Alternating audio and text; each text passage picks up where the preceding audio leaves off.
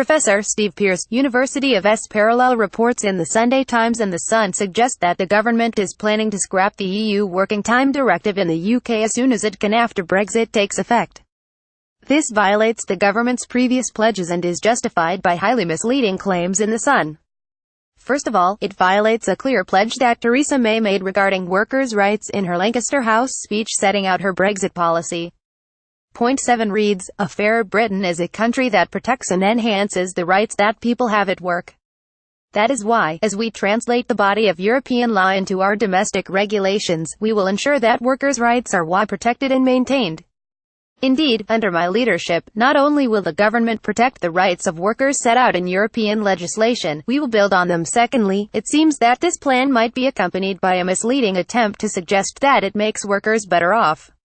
According to the Sun headline, scrapping the directive will allow more workers to claim overtime. British workers set for post-Brexit overtime boom as ministers plot to scrap EU limits. More precisely, the article claims, the Tories won an opt-out in 1993 but Labour MEPs voted to end the UK's right to break the limit in 2003. The first part of this sentence is accurate. The original directive amended to apply to more workers in 2000, then codified in 2003, gives each member state the option to let workers decide to opt out individually of the usual average limit of 48 working hours a week, on the condition that they are not subject to any detriment by the employer if they opt not to do so. See Article 22 of the 2003 version. Indeed, a study by Barnard, Deakin and Hobbs showed that as a result, the directive had little impact on the UK's long working hours.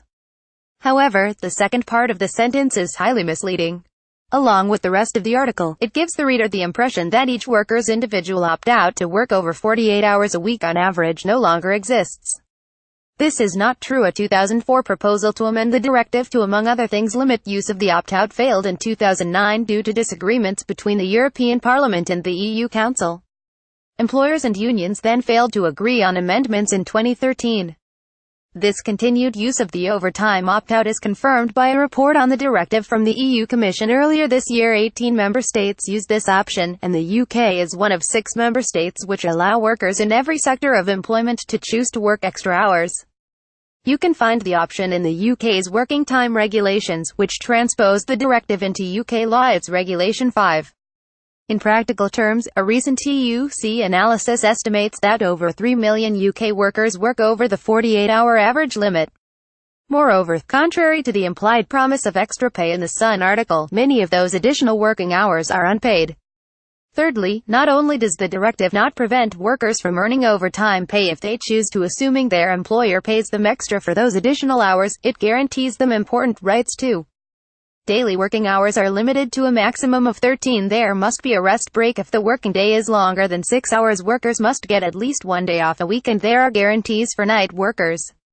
There's no possibility of opting out of these rights for workers, but there is a lot of flexibility for member states or employers, for instance, to exempt certain jobs from these guarantees or to calculate the limits over a longer period, to take account of, say, longer shopping hours in the weeks before Christmas. Most notably, the directive guarantees 4 weeks paid holiday every year, with no opt-outs or exceptions. It's sometimes argued that the directive added nothing to pre-existing UK law, but the case law on the holiday pay clause in the directive suggests otherwise.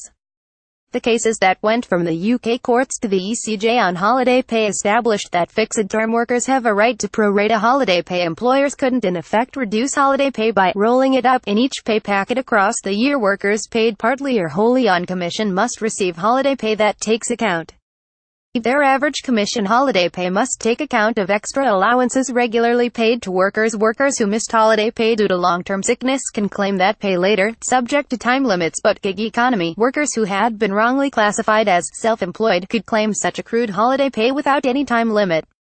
Put simply, far from increasing workers' pay, scrapping the Working Time Directive would reduce that pay for many of them. It's unfortunate that while most journalists aim to speak truth to power, some seem content to mislead on its behalf. If the mooted plans go ahead, this would prove that the Conservative Party's pledge to retain all workers' rights derived from EU law was worthless. Perhaps the government's reported lack of integrity is unsurprising, in light of Theresa May's promise that there would be no early election. But breaking that promise ultimately only made her own working conditions worse. Breaking her promise on workers' rights will make those conditions worse for millions of others.